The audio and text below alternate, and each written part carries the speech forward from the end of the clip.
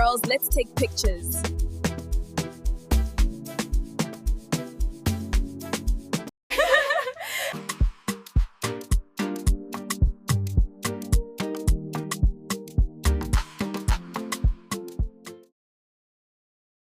She lived in a noisy university hostel, the type where laughter, gossip, and loud music flowed like running water. But inside her small corner of the room, silence lived, and so did envy.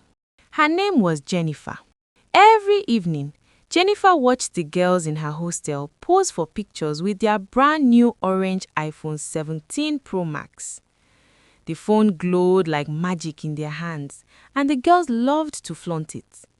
They took selfies in front of mirrors, recorded TikToks, and took aesthetic pictures of their outfits. Meanwhile, Jennifer held on to her old cracked Android, screen broken, camera blurry, battery weak. She hated bringing it out in public. She hated how girls laughed when she tried to take a picture. She hated how invisible she felt, how left out she was. Late at night, when the hostel became quiet, she would hold the phone to her chest and whisper, "God, when will it be my turn?"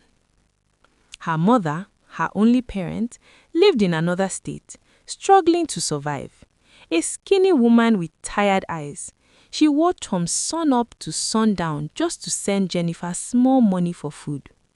Jennifer never asked her for anything extra. She knew there was nothing extra to give. But inside her, a burning desire grew. She wanted more. She wanted to belong. She wanted to shine like the other girls. She wanted that phone, the dream phone. And she was willing to pray, cry, and beg for a chance. Life has a way of presenting opportunities like temptations. One hot afternoon, Jennifer saw Sandra, the biggest girl on campus. Everyone knew Sandra.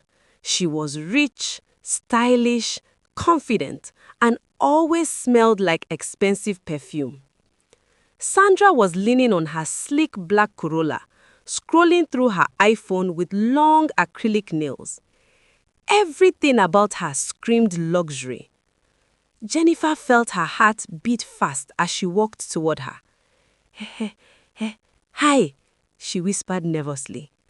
Sandra looked up, smiled sharply, and said, "Hi, fine girl. You look like you have something to say."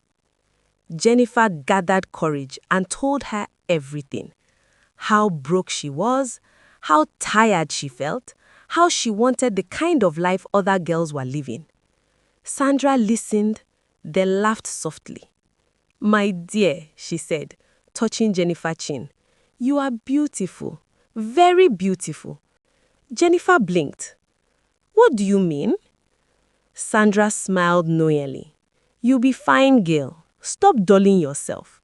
Use what you have to get what you want." Sandra collected her number and added her to a private WhatsApp group. That night, Jennifer didn't sleep. She hugged her pillow, smiling into the darkness. Her dream was finally getting close. The next morning, her phone rang. Sandra's voice. "Babe, Chief Obi wants you. He's a good man. No wahala. He go take care of you." Jennifer's heart raced. Before she recovered, another call came. A deep male voice. "This is Chief Obi. I want to see you. I'll send my driver. You deserve soft life, my dear." Jennifer froze. This was it. This was the moment she had been praying for. She wore borrowed clothes from Sandra, a curly wig, a tight pink gown, and a perfume that didn't smell like hers. Her roommate hyped her as she dressed. "Ah, babe, you too fine. See shape, see skin. Chief go fall for you." Jennifer looked in the mirror and almost cried. For the first time, she looked like the girl she envied, like someone who deserved good things. A sleek black SUV pulled up in front of the hostel to pick her up. When Jennifer arrived at the restaurant, she gasped. Everything looked like a scene from the movies. Chandeliers, glittering glasses, marble floors. Chief Obi stood up when he saw her, smiling warmly. He was older, wealthy-looking, confident. They talked for hours. She told him about her life, her struggles, her dreams. He listened like a man who truly cared. Then, as the dinner came to an end, a waiter walked in with a huge bouquet of orange roses, a bouquet wrapped with fresh dollar notes, and a brand new iPhone 17 Pro Max Orange Edition in a shining carton. Jennifer covered her mouth with both hands. She trembled. She screamed. She hugged Chief Obi so tightly he laughed. "It's all yours," he said gently. "You deserve it." When she returned to the hostel, the girls went wild. They screamed. They touched the phone. They shouted her name. For the first time in her life, Jennifer was the center of attention. She slept that night smiling, clutching the phone to her chest. 2 days later, Chief Obi called. "My dear, I want to see you tomorrow. I've sent 200,000 naira to your account. Buy a dress and look nice for me." When Jennifer saw the alert, she nearly fainted. She rushed to the mall, buying wigs, shoes, makeup, dresses. She uploaded pictures on social media. "Soft life. God is good." Comments poured in. "God, when? Babe, you are glowing. Money is sweet." She laughed. She felt powerful. She felt chosen. That night, her mother called. Her voice shook. "Jennifer, I had a very bad dream. Stay away from strangers. Something dark is around you." Jennifer rolled her eyes. "Mommy, I'm fine. I'm not a child." She ended the call quickly, annoyed. She didn't want anyone spoiling her joy. The next day, Chief's driver picked her again. This hotel was even more luxurious. Chief Obi welcomed her gently, fed her, complimented her, pampered her. That night, they slept together on the same bed. Jennifer felt safe, protected, loved, special. She returned to the hostel with expensive gifts, and the girls hailed her. "Hot girl, our Oga wife, you don't arrive." But then, everything changed. That night, Jennifer felt a sharp pain in her stomach. At first, she ignored it. By midnight, she couldn't breathe. Sweat poured down her face. She ran to the bathroom and vomited thick, moving black worms. Her scream shook the hostel. Jennifer's scream echoed through the entire hostel. Her roommate rushed into the bathroom and stopped in shock. There she was, bent over the sink, shaking uncontrollably, vomiting long, dark, moving worms. One roommate covered her mouth. Another burst into tears. A third whispered, trembling, "Jesus, what is this?" The worms fell into the sink with wet, sickening sounds. Jennifer clutched her stomach, crying, "Help me! My stomach! Something is eating me!" They wrapped her in a cloth and rushed her outside. The hostel girls gathered, panicking, some praying, some recording, some too scared to come close. A taxi was flagged down and they sped to the nearest clinic. Jennifer couldn't stop shaking. She kept whispering, "I don't want to die. Please, I don't want to die." But the night had only just begun to show its darkness.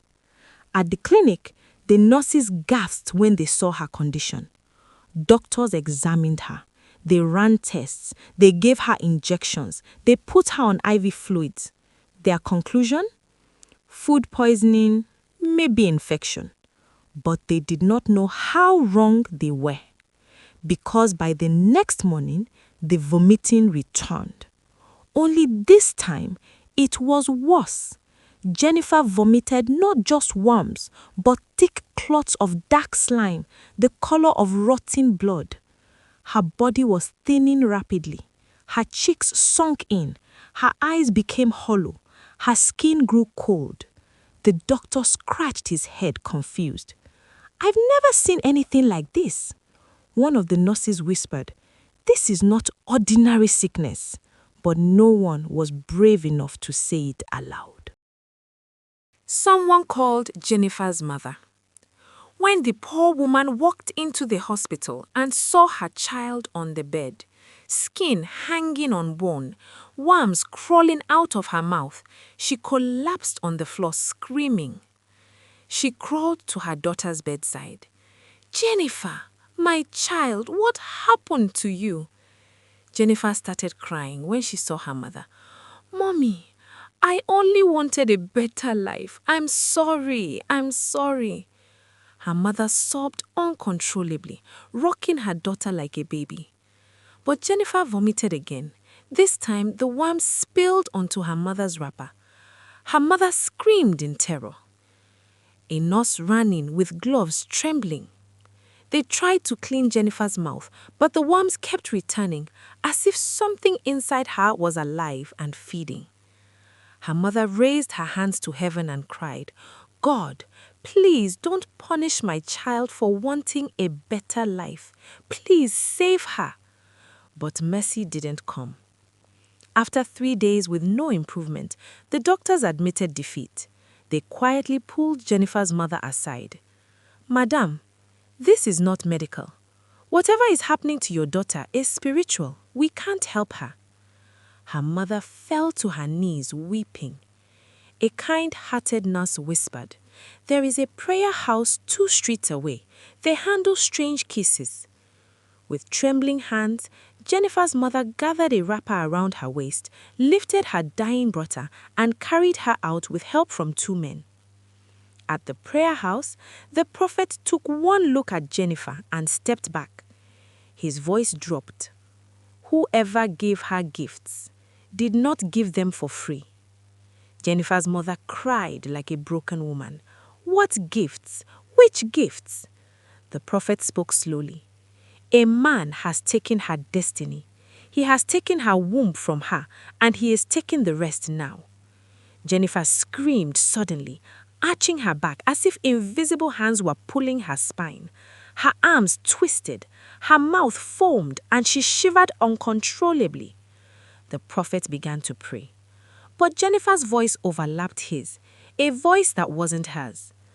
"Leave me alone. She is mine. She came to me. She accepted my gifts."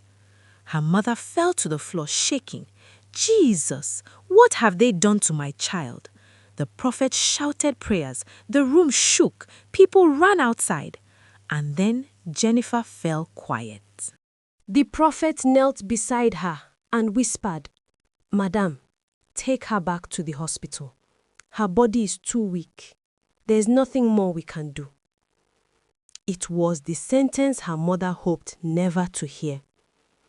By the time Jennifer was returned to the hospital bed, she was barely breathing. Her mother held her hand and whispered, "Please, don't leave me. You are all I have." Jennifer opened her eyes slowly. Tears rolled down her cheeks. Her voice came out like a whisper from a dying candle. "Mommy, I just wanted to belong." Her mother cried louder, shaking her head. Jennifer's final tear slipped down her cheek. Her chest rose, fell, and did not rise again. She died in her mother's arms. A loud wail filled the entire hospital corridor. Nurses cried. Students screamed. Her mother fainted. Jennifer's story ended that day. Word spread across the campus. Students whispered her name with fear. Girls who once admired Chief Obi deleted his number. Others locked themselves indoors. But Chief Obi vanished. just like shadows vanish at sunrise. Some say he was not a normal man. Some say he was a ritualist. But Jennifer never lived to confirm it.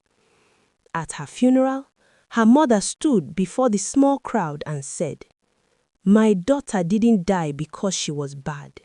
She died because she wanted what she wasn't ready for." Not all that glitters is gold. Some blessings are traps. Some men come as helpers, but they carry death in their pockets. She looked at the young girls in the crowd. "My daughters, if you ever feel poor, remember this. You can be frustrated today, but you will not be frustrated forever. Don't trade your life for gifts. Don't chase men who give too easily. What God has not given you yet will never be worth dying for." And that was the end of Jennifer's story.